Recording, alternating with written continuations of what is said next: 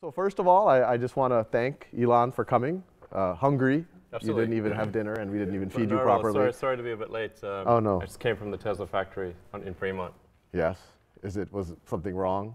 There's always something wrong. Did you have to like? At any given point, there's always something wrong. Yes. Because there's just too many things going on. Yeah. So, I mean, one of the trickiest things about a car is that there's thousands of individual components, there are thousands of unique components, and even if one of those things is missing, you can't make cars. Yes. So, I mean, today's fiasco was, I kid you not, we were missing $3 USB cable. Okay, so we could not complete cars because the whole line was stopped. Yeah. So essentially because it's part of the wiring harness, so you can't put the interior in without this cable. And so we could either make a whole bunch of cars minus an interior, which means that you got to stack them up in the yard. The resale value would be no good. Well, it can be done, but it's then things go out of sequence. Oh, right. And it's way more. It's way more inefficient. You don't have a moving production line that you have to send people out to hundreds of cars that are sort of sitting in the storage yard, and so and this happens to be a particularly pernicious cable that's kind of like routed under the carpet and in a difficult place, and it's literally $3. So we basically had to send people throughout the Bay Area to go and buy USB cables. Like little Radio Shack. You like Fry's. Oh, Fry's. Oh, that's better. You can have a hard time getting a USB cable right now at Fry's. Oh, really? We bought every one of them. That's good. And so we were able to continue production. And I don't want to belabor the anecdote, but essentially the supplier is in China, and we had Plan A and Plan B. And Plan A was like the normal supply chain process, and but what the supplier did was instead of sending our parts in their own package, they grouped it together with a bunch of other stuff for other companies and sent that all via some extremely slow boat from China to LA. And when it got to LA, the other stuff didn't pass customs. And so they wouldn't let our stuff through because they put it in like a barrel of fruit or something. I don't know what they put it in, but there's something that customs didn't like, and the paperwork wasn't in order or whatever. So it got stuck there for like a couple of weeks. And then we had Plan B. So we called them and said, look, you've got to air freight some of these cables, because they're just little cables, to us. And we talked to their U.S. subsidiary and ordered from the U.S. subsidiary, who then communicated to China. But then, because this was another batch of parts, it was kind of double the order, it exceeded the credit limit that we had. Oh, yeah, you got it. So it bounced off their credit limit, so they didn't ship it. Fascinating. So someone's losing their job now. This is, no, I'm kidding. No, you shouldn't fire anyone. It's pretty farcical. Oh, and anyway, so it's coming like tonight at 11 p.m. or something. Wow. And these things are happening like all the time. This was like an unusual circumstance. Yeah. That's like one example, but there's many things like that. So I guess, that's actually a really good example, because that kind of leads into what I've always been fascinated by a lot of what you're doing is, I'll start with, how did you get into this? Into cars?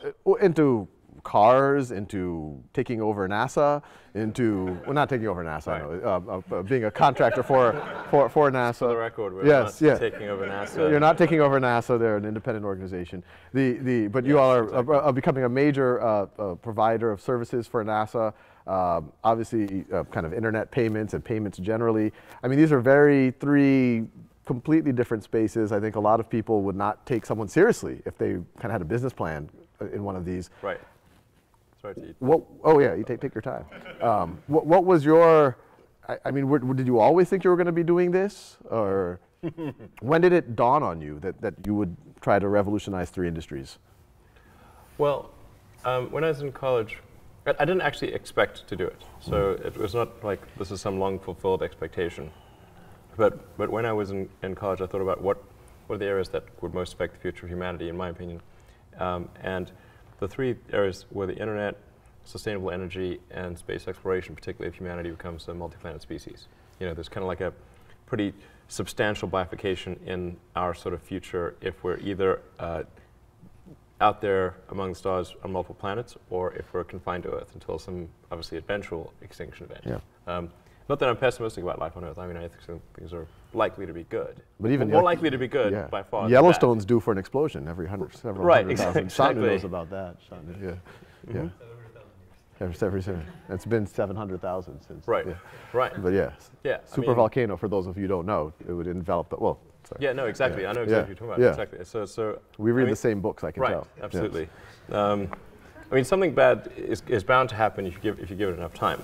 And civilization has been around for such a very short period of time that these timescales seem like very long, but on a evolutionary timescale, they're very short. Yeah. A million years on evolutionary timescale is really not much. And Earth's been around for 4.5 billion years. Yeah. So that's a very tiny amount of time, really. But for us, that would be. I mean, can you imagine if human civilization continued at anything remotely like the current pace of technology advancement for 1 million years? Where would we be? Yeah. I mean, I think we're either extinct or on a lot of planets. Yes, we should. Those are the two options. But given that, I mean, one, that's kind of as epic as one can think about things. I mean, literally. I mean, how did you make that concrete? How does that turn into SpaceX, Tesla, and PayPal?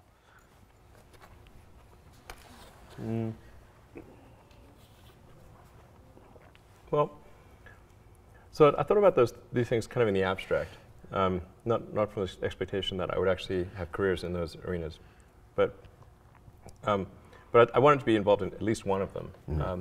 And at first I thought the best bet was going to be electric cars. Yeah. And so the area that I was studying was advanced capacitors. Right? So essentially capacitors that have an energy density exceeding that of batteries. Because they have a very high power density, but a low energy density. Yeah. We have a lecture to that effect. Oh yes, yes, no, we should do that. We'll get later. But yeah. Exactly. Obviously, if you could make a capacitor that had anywhere near the energy density of a battery, and with this incredibly high power density and its quasi-infinite cycle and calendar life, then you would have an awesome solution for energy storage in mobile applications. Yeah. So that I was going to sort of work on that and try to leverage the equipment that was developed for advanced chip making and photonics to create ultra-precise capacitors at the molecular level. And this is when you were going to go into grad school? Yeah, you exactly. You had a brief stint at Stanford. That's right. At a PhD in applied physics? Applied physics, material science. Right. This is what you were, so even then you were thinking of kind of trying to do something in the space. Well, actually this was to work on energy storage solutions for electric cars. Yeah. And I'd actually worked at a company in Silicon Valley called Pinnacle Research, which did advanced capacitors. They were electrolytic capacitors, but the problem, and they actually were pretty good. They had like the energy density of a lead-acid battery, which for a capacitor that's a big deal. But they used ruthenium tantalum oxide, and I think at the time there was maybe like 1 or 2 tons of ruthenium mined per year in the world. So it's not a scalable solution. Yeah. But I thought there could be some solid-state solution, say using chip-making equipment. That was going to be the basic idea. But it was one of those things where I wasn't sure if success was one of the possible outcomes. And it's difficult to bound that problem exactly and say, okay. So you're saying I felt like this was a destined failure. Is another way to parse that sentence. But anyway, so no, I didn't think it would fail, but I wasn't sure that success was a possibility. Okay. Yes. And generally, you want to embark on something. It's desirable to figure out if success is at least one of the possibilities. Right. Exactly. Because for sure, failure is one of the possibilities. Yes. But ideally, you want to try to bracket it and say success is in the envelope of outcomes. Yeah. And I wasn't quite sure if that was the case. I think success on an academic level would have been quite likely because you can publish some useless paper, and most papers are pretty useless. We have a few. Don't take offense. Sorry. I mean, how many PhD papers are actually used by someone ever? No, that's a good point. Percentage-wise, it's not good. Yeah. So it could have been one of those outcomes where you add some leaves to the tree of knowledge. Yeah. Okay. Yeah. and that leap is, nope, it's not possible. Right. Like, right. there goes 7 years of my life. So that was one path, and I was prepared to do that. But then the internet came along, and I was like, okay, the internet. I'm pretty sure success is one of the possible outcomes, and it seemed like I could either do a PhD and watch the internet happen, or I could participate and help build it in some fashion. Like I just couldn't stand the idea of watching it happen. Yeah, yeah. So so I decided to put things on hold and start an internet company.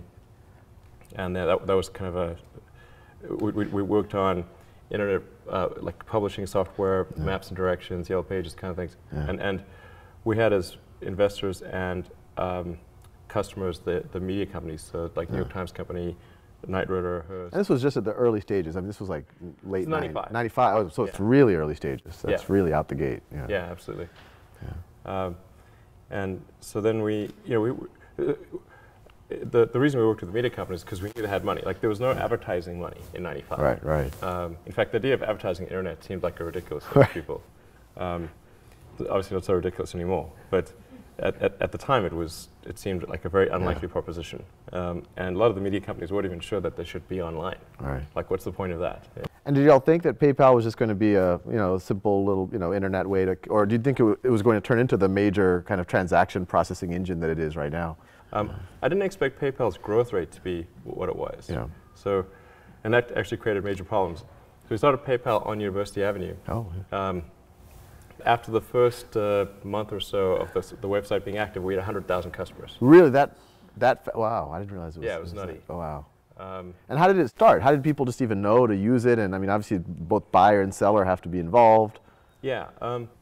Well, we started off first by offering people $20 if they opened an account, and $20 if they referred anyone. Oh. And then we dropped it to $10, and then we dropped it to $5. As the network got bigger and bigger, the value of the network itself exceeded any sort of carrot that we could offer. So how much money did you all spend with that kind of $5, $10, $20 incentive to get that critical mass going? It was a fair amount. I think it was probably $60 or $70 million. Oh wow! Okay, so it was a substantial. Oh, okay. So we're not talking peanuts here. Yeah, this is. Yeah, it depends on your relative scale. Yeah, it's a peanut to Google. Yes, no, that's right. That's right. Yes, peanut. Yes, yes. I mean, like Google's got 50 billion, Apple's got 150 billion, some crazy amount of money. Wow, that's just cash. Yeah, yeah. So it's not an outland. Well, yeah, no, I didn't realize. I didn't realize that was so 1% of Google's core. cash would be $500 million.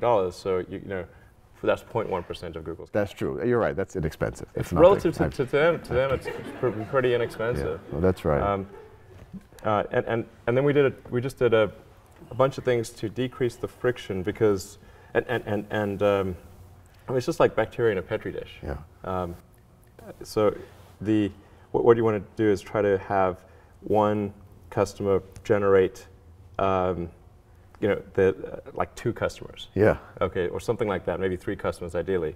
And then you want that to happen really fast.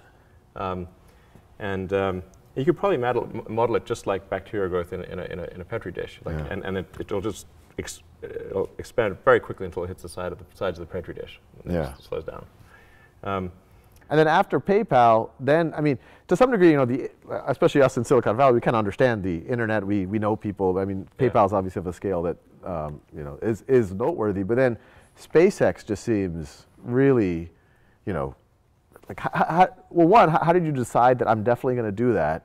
And then, like, what's the first thing that you do? Like, how do you even go out? Like, I don't even know how to start trying to make a rocket company. Well, neither did I really. And in fact, the first 3 launches failed, so it's not as though it was like, spot on. It's like, did not hit the bullseye. But even getting to the point that you're launching rockets, I don't even know how do you get there? And what did you do on, how did you decide, and then what did you do on day one? Like, who did you call, or did you write a plan? Did you start, I don't even know. Yeah, actually, I mean, the origin of PayPal or rather SpaceX is that I was trying to figure out why that we'd not sent any people to Mars.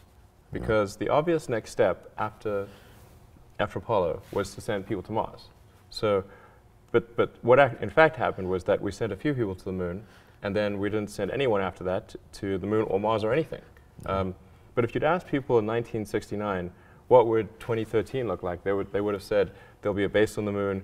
We would have at least sent some people to Mars, and maybe there'd even be a base on Mars. There'd be like orbiting space hotels, and there'd be all this awesome stuff in space.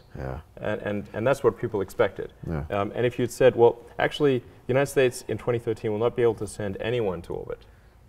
But I'll tell you what will exist is that there'll be this device in your pocket that's like the size of smaller than a deck of cards that has access to all the world's information, and you can talk to anyone on planet Earth. And even if you're like in some remote village somewhere, as long as there's something called the internet, they wouldn't know what that means, of course, then you'd be able to communicate to anyone instantly and have access to all of humanity's knowledge. It's like bullshit. There's no way that that's going to be right. And yet we all have that, and space is not happening. So I was trying to figure out like what was the deal here, and this was like 2001. It was just a friend of mine asked me what I'm going to do after PayPal.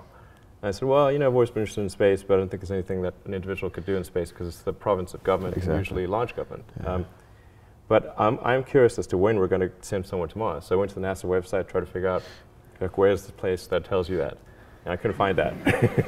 So I thought, well, like, either I'm like bad at looking at the website, or they have a terrible website, because surely there must be a date. That should be a big date, yeah. Yeah, it should be like, this should be on the front page.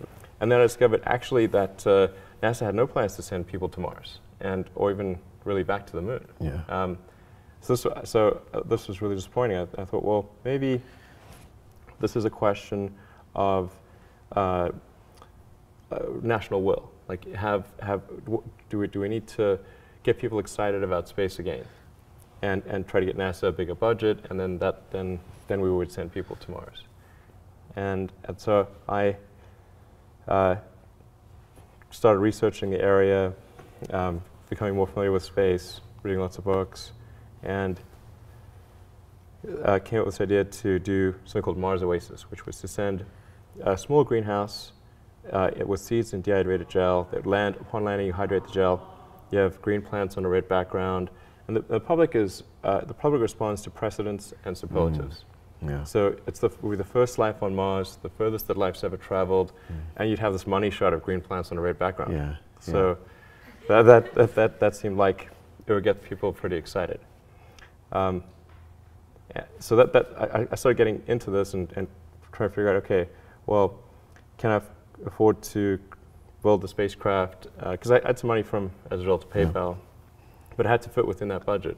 And I figured we had to do 2 missions, because if we only did one and it failed, then it might have like the opposite effect. But you were willing to bet the farm, so to speak, on this. Yeah. Well, I figured like I was willing to spend half the money that I got from PayPal. With no expectation of return. Right. Because I thought this was just something that was pretty important, and I'm like, it seemed like I could spend half the money on PayPal on this, and there'd be, if that got NASA a bigger budget and resulted in us going to Mars, that would be a pretty good outcome. And when your friends came, or your family came up to you and said, look, there's nations that can't do this. You're a guy, but you have some resources. What did you say or do or think? Well, so I had a lot of friends of mine try to talk me out of starting a rocket company because they thought it was crazy. And one friend of mine made me watch a video of rockets blowing up. And there were just lots of people that thought it was a really crazy idea, and there was some people that had tried to start rocket companies, not succeeded, and they tried to talk me out of it. And but the thing is that the premise for talking me out of it was, well, we think you're going to lose the money that you invest. And I was like, well, that was my expectation anyway, so I don't really mind if I lose. I mean, I might, but I mean, it's not like I was trying to figure out the rank-ordered best way to invest money, and on that basis, chose space. Right. It's not like that's. I thought, wow. You weren't looking at like money market bonds, AAA bonds, rocket company. Like you weren't like do real estate. Invest in shoemaking, anything. And space is highest ROI. That is not what that wasn't the premise. I just thought that it was important that humanity expand beyond Earth, and we weren't doing that. So maybe there was something I could do to kind of spur that on. And then I was able to compress the costs of the spacecraft and everything down to a relatively manageable number, and I got stuck on the rocket. the US rockets were way too expensive. I ended up going to Russia, flew to Russia 3 times to negotiate purchase of an ICBM. I tried to buy 2 of the biggest ICBMs in the Russian fleet in 2001 and 2002. And I actually negotiated. I'll just let that statement stand. I'm not even going to. I mean, that's. Well, actually, I have to. Like, who did you call? No, I mean, you open the yellow pages. Yeah, go to ICBMs. The market. Like, I mean, how does this? I mean, I don't want to get too much in the weeds, but I am curious. This is one particular thing. You decided at some point you need to buy an ICBM. Yeah. Well, actually, at first I tried to buy just a normal launch vehicle that they used to launch satellites. But right. Those were too expensive. I see. I see. The Boeing Delta II would have cost $65 million each, and so 2 would have been 130, and then I was like, whoa, okay, that breaks my budget right there. Yeah. And I tried to negotiate with them, and that was not. How much does an ICBM go for? I'm curious, what's the market rate for one of those? Well, this was right after the fall. It might have gone up. Yeah, it's gone up a lot since then. But in 2001, it would have been about $10 million each so 2 would have been 20, and then I thought I could get the rest of the mission down to also around 10 per. So we'd have a dual mission with like 2 identical launches, 2 identical spacecraft, and for like roughly $40 million, and so I thought that, okay, I can do that. But you must have had some rocket scientists advising you at this point. I mean, this sounds like you were serious. I mean, you were. Yeah, engaged a bunch of sort of consultants. Right. And I kind of started to get familiar with the space industry. But then after the 3rd trip to Russia, I came to realize that I was actually wrong about that on my first premise, that there was a lack of will. In fact, I think that there's a tremendous amount of will in the United States for space exploration. Because the United States is essentially a nation of explorers. Right. I mean, it's a distillation of the human spirit of exploration. So of course, it was quite silly of me to think that people lack motivation. But what people don't want to think is that, okay, sending people to Mars is going to be so expensive that they'll have to give up like healthcare or something. Right. They're not going to do that. So it's got to be. It's got to be that going to Mars is not going to cause some meaningful drop in their standard of living. Right.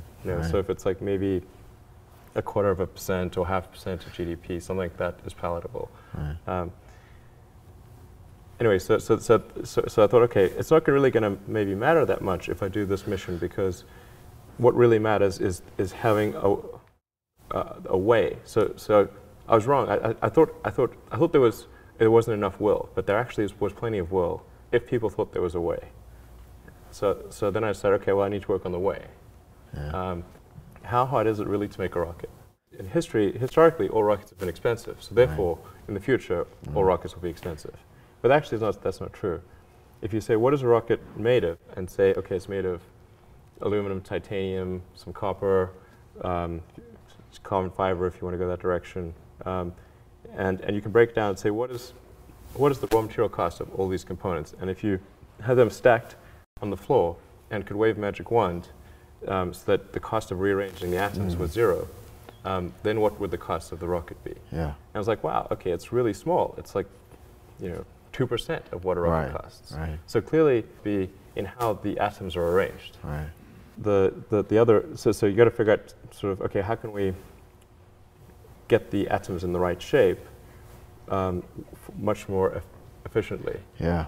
And so I had a series of meetings on Saturdays with people that some of whom were still working at the big aerospace companies, just to try to figure out, is there some catch here that I'm not appreciating? And I couldn't figure out. There didn't seem to be any catch, so started SpaceX.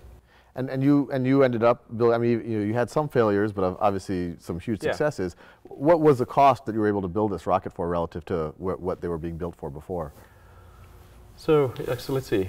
For the Falcon 1, which is the first rocket we built, and the first 3 flights did not make it. In fact, I mean, we got sort of progressively further, but like the first rocket came and landed maybe a couple hundred yards away from the launch site, and tiny fragments. Anyway, that rocket ended up costing around $6 million. Wow. Compared to other rockets in that class, which were about, say, $25 million. Wow, so significant. Yeah, like a quarter. Wow, wow. But there's an even better step beyond that, which is to make rockets reusable. Yeah. But right now, that is around what our comparison price is, excluding the refurbished ICBMs. Yeah. So if you say, building a rocket from new, how does the SpaceX rocket compare to a rocket from Boeing or Lockheed? It's about a quarter of the price. However, if we make it reusable, then it can be 2 orders of magnitude cheaper. 2 orders of magnitude cheaper, well, 1/100th the price. That's right. So I mean, and I've for seen you. for only today, Memorial Day sale. And I've seen some. I mean, y'all are doing like these vertical landings. Yeah. Like literally out of like the 1950s like sci-fi movies. Yep. And that's what you're talking about. Yeah. Yeah. Essentially, the rocket needs to come back and land at the launch site, and then reload propellant, take off again. Like an airplane. And how far do you think we are from that? Like when do you think, like, your best guess, when we'll actually see that happening? I'm hopeful we can do it next year. Oh, okay. Yeah. That's we got some ambitious stuff at Khan Academy for the next year too, so we can compare. We're redesigning the site, Right. We've been working on it for a long time. I should say, SpaceX has been around for 11 years, and thus far we have not recovered any rockets. We've recovered the spacecraft from orbit, so that was great. But none of our attempts to recover the rocket stages have been successful. The rocket stages have always blown up basically on re-entry. Yeah. Now we think we've figured out why that was the case, and it's a tricky thing because Earth's gravity is really quite strong, and with an advanced rocket, you can do maybe 2 to 3% of your liftoff mass to orbit, typically, and then reusability subtracts 2 to 3%. Because you have to. Yeah. So then you go like nothing to orbit or negative. Right. And that's obviously not helpful. So the trick is to try to shift that from, say, 2 to 3% in an expendable configuration, to make the rocket mass efficiency, engine efficiency, and so forth so much better that it moves to around maybe 3.5 to 4% in expendable configuration, and then try to get clever about the reusability elements and try to drop that to around the 1.5 to 2% level, so you have a net payload to orbit of about 2%. But you're doing it at 2 orders of magnitude cheaper. Yeah, absolutely. Because our Falcon 9 rocket costs about $60 million, but the propellant cost, which is mostly oxygen, that's 2/3 oxygen, 1/3 fuel, is only about $200,000. Wow. And it's much like a 747. It costs about as much to refuel our rocket as it does to refuel 747. Within. Pretty close, essentially. So what I mean, assuming y'all are successful and you all have proven yourself to be successful on kind of these audacious things in the past, I mean, what happens? I mean, that seems like what happens in the next 5-10 years in the space industry if y'all are successful there? I mean, do we get to Mars? Do we have kind of market forces, commercialization of space starting to happen? Yeah. Let's see. Well, the first step is that we need to earn enough money to keep going as a company. So we have to make sure that we're launching satellites, commercial satellites like broadcast communications, mapping, and the government satellites that do scientific missions, Earth-based or space-based missions, GPS satellites, that kind of thing. And then also servicing the space station, transferring cargo to and from the space station, which we've done a few times, and then taking people to and from the space station. So we've got to service the sort of needs, Earth-based needs to launch satellites, and that pays the bills. Yeah. But in doing that, keep improving the technology to the point where we can make full reusability work, and we have sufficient scale and sophistication to be able to take people to Mars. Wow. And so you think this is going to be a reality in what's your best guess of when we're going to have someone on Mars? I think probably about 12 years. 12. That's nothing. And you think it'll be a round trip? It'll be. Yeah. It won't just be some type of permanent colony on Mars. Yeah. I think it's probably a round trip. Wow. so for. I mean, it's not for sure. I could talk about this for. I mean, people know. So the aspiration will be a round trip. Yeah. No, this is mind blowing. And I mean, and then on Tesla. I mean, Tesla is obviously, I mean, from my vantage, it's a huge success. I mean, what do you think is in that industry? Well, one, I mean, I'll ask kind of the same question. What did you think? This is something that GM and Toyota and these massive multi-billion-dollar organizations have been trying. What gave you the confidence to kind of pursue it? And now that it seems to be a huge success, where do you think this industry is going to be in the next 5-10 years? Yeah, so with Tesla, the goal is to try to accelerate the advent of sustainable transport. I think it would happen anyway, just out of necessity. Yeah. But because we have an unpriced externality in the cost of gasoline, we weren't pricing in the environmental effects of CO2 in the oceans and atmosphere.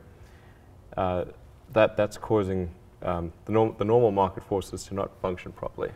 And so the goal of Tesla is to try to act as a catalyst to accelerate those sort of normal forces, the normal sort of market reaction that would occur.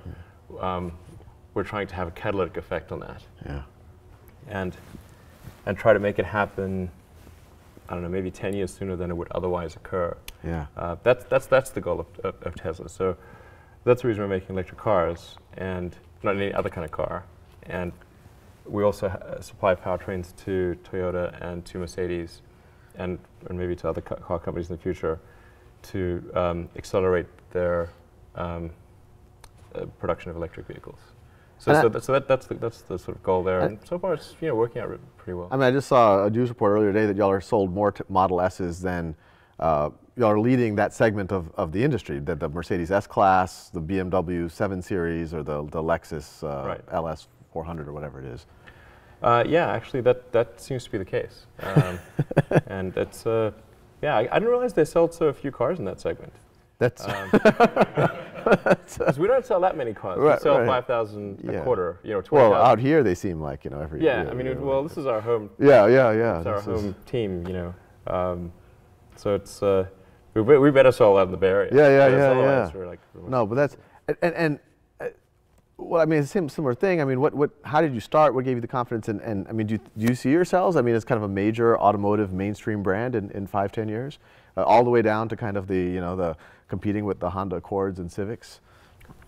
Yeah, I mean, our goal is not it's not sort of to become a big brand or to compete with Honda Civics, but rather to advance the cause of electric vehicles.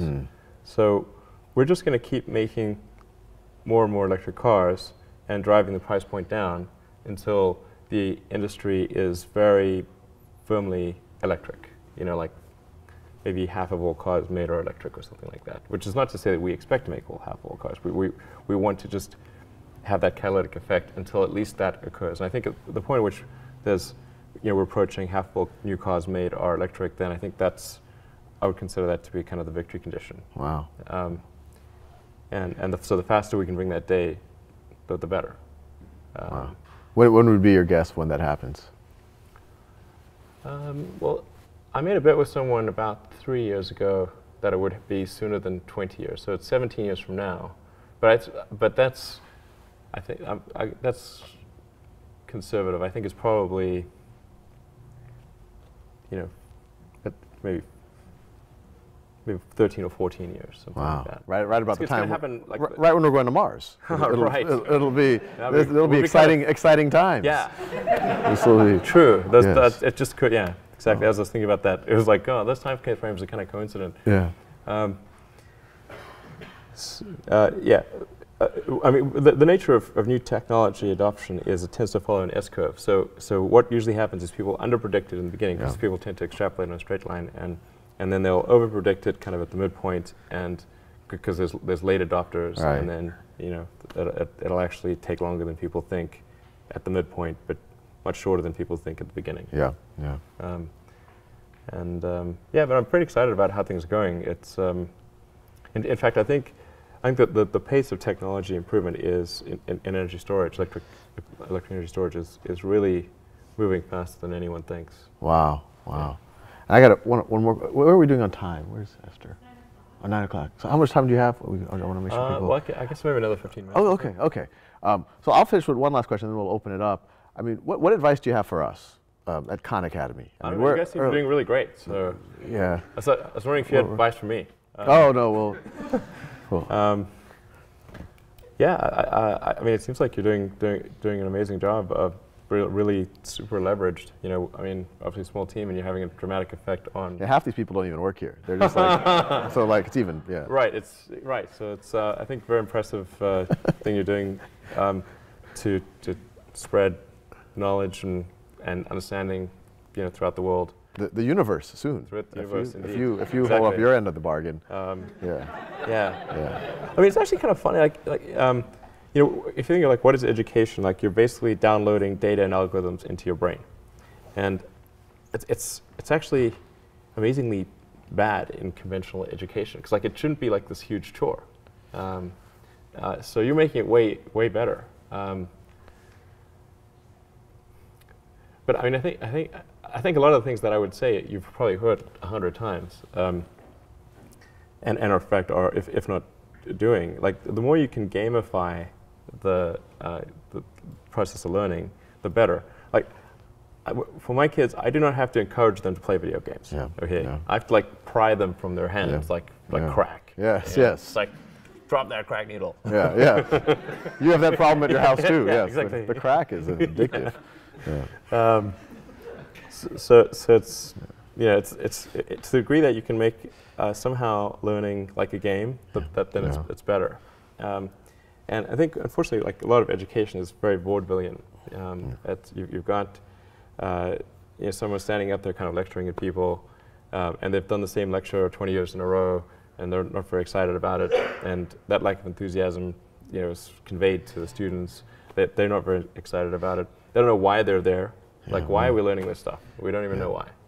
In fact, I think a lot of things people learn, probably there's no point in learning them. Because they never use them in the future. Because who's going to launch a rocket into space? I mean, that's just like, yeah, exactly. That never happens. Well, you have to say, like, people, I think, don't stand back and say, well, why are we teaching people these things?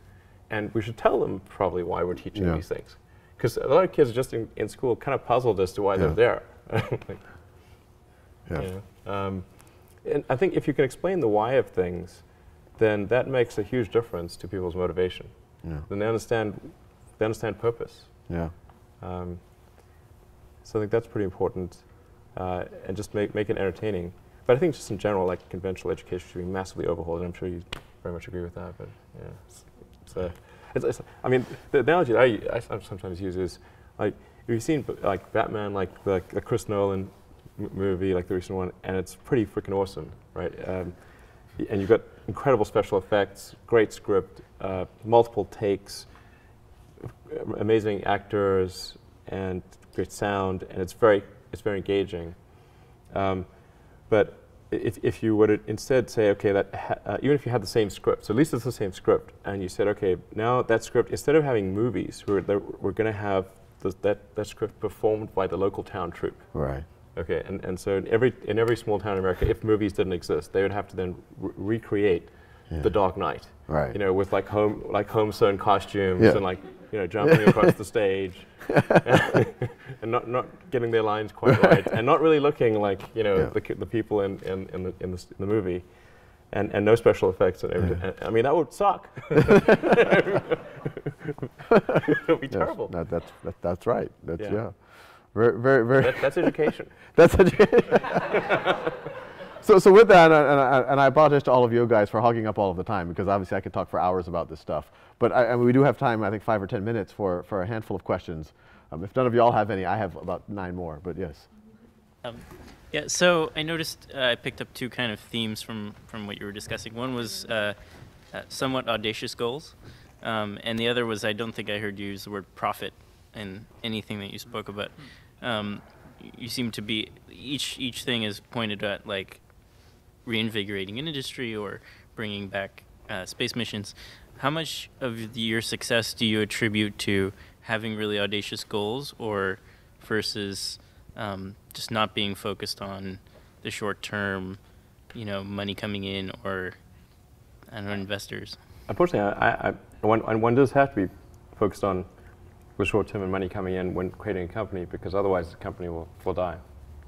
So I think that a lot of times people think like creating a company is going to be fun. I would say it's not. It's really not that fun. I mean, there are periods of fun, and there are periods of where it's just awful. And particularly if you're the CEO of the company, you actually have a distillation of all the worst problems in the company.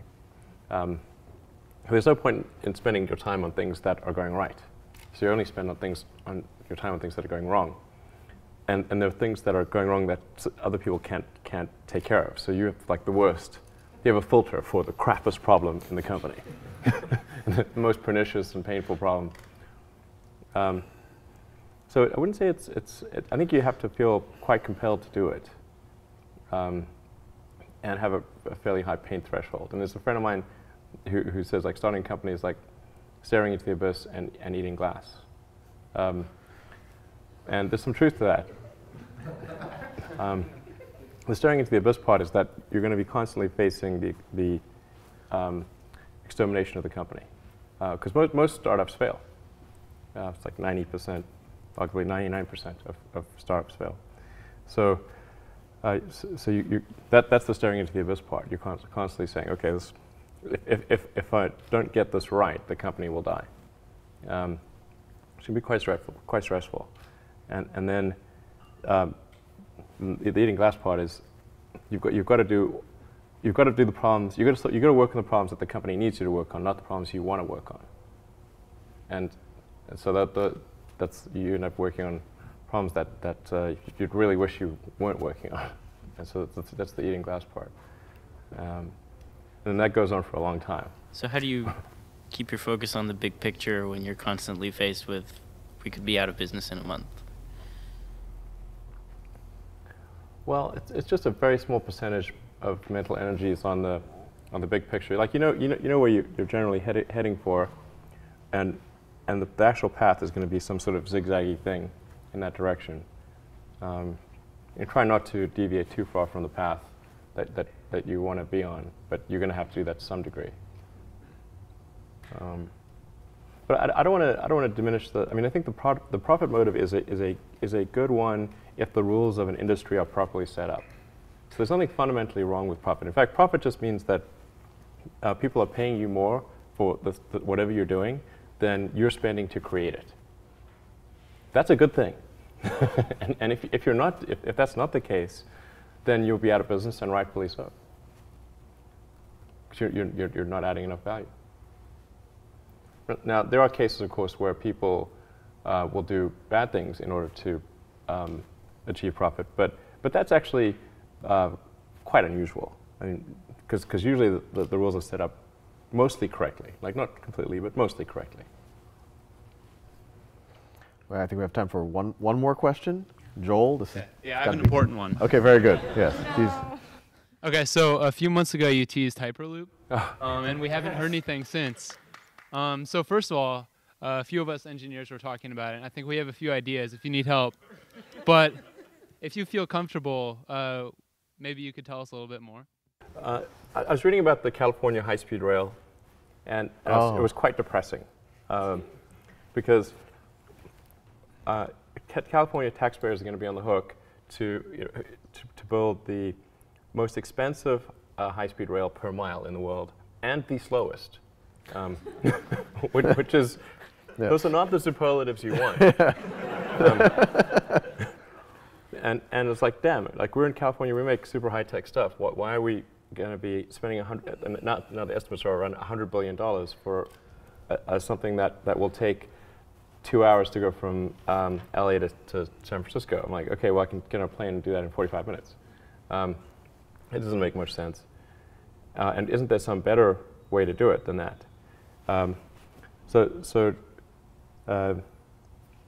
If you just say, okay, well, what would you ideally want in a transportation system? You'd say, okay, well, you'd want something that relative to existing modes of transportation is faster, let's say twice as fast, costs half as much per ticket, can't crash, is immune to weather, and is, you can make the whole thing like self-powering with like solar panels or something like that. That would be pretty. That'd be great. A good outcome. Yes. And so what would do that? And what's the fastest way, short of inventing teleportation, that you could do something like that? And some of the elements of that solution are fairly obvious, and some of them are not so obvious. And then the details, the devil's in the details of actually making something like that work. But I came to the conclusion that there is something like that could work, and would be practical. Is this around the evacuated tubes, the vacuum tubes, like at the old bank? Like that. It's something like that. Yeah. But you haven't been more public with no. What this is? No, although I did say that once Tesla was profitable that I would talk more about it. But we haven't done our earnings call yet, so I think I should probably do it after the earnings call. And the thing is, like, I kind of strung out on the things that I'm doing, so adding another thing. Yeah. It's like doesn't, that's learning the guitar, you could pick up all sorts of things. Right. I tried learning the violin. Yes. That's, by the way, a hard thing to learn. Yeah. Launching rockets, electric cars, revolutionizing transportation. Yeah, that's easy. I cannot play the violin at all. Very horrible. If you think about the future, you want a future that's better than the past. Yeah. And so if we had something like the Hyperloop, I think that would be like cool. Like you'd look forward to the day that was working, and if something like that, even if it only was in one place, from LA to San Francisco or New York to DC or something like that, then it would be cool enough that it would be like a tourist attraction. It would be like a ride or something. So even if some of the initial assumptions didn't work out and the economics didn't work out quite as one expected, it would be like cool enough to be like, I want to journey that place just to ride on that thing. That would be pretty cool. Wow. And so that's, I think, how, if you come up with a new technology, it should feel like that. You should really, like, if you told it to an objective person, would they look forward to the day that thing became available? And be like, it'd be pretty exciting to do something like that. Or an aircraft. Like, I thought it was really disappointing when the Concorde was taken out of commission and there was no supersonic transport available. And of course, the 787 has had some issues. But the thing is, the 787, even in the best case scenario, is only a slightly better version of the 777. And it's like, okay, not that exciting. So this is something that you are working on, and one day in the not too far future, or there's some plans or consultants involved or something. You've made some phone calls to Russia. No, every now and then, like there's like it's sort of percolating away, and then I'm not actively thinking about it, but then there'll be some new element of that. I'll think, oh well, this would make it better. Fascinating. No, well, I think I'm speaking for everyone. This is like the most epic possible conversation one could have over about the course of an hour. And I think all of us would love to chat with you for hours on end, but thank you so much. I mean, I know you have a lot of free time, so it probably wasn't that big of a deal for you to come here. But yeah, it was a huge honor, and I think it's inspired all of us to go out and change the world and the universe. Cool. Thank you very much. Yeah.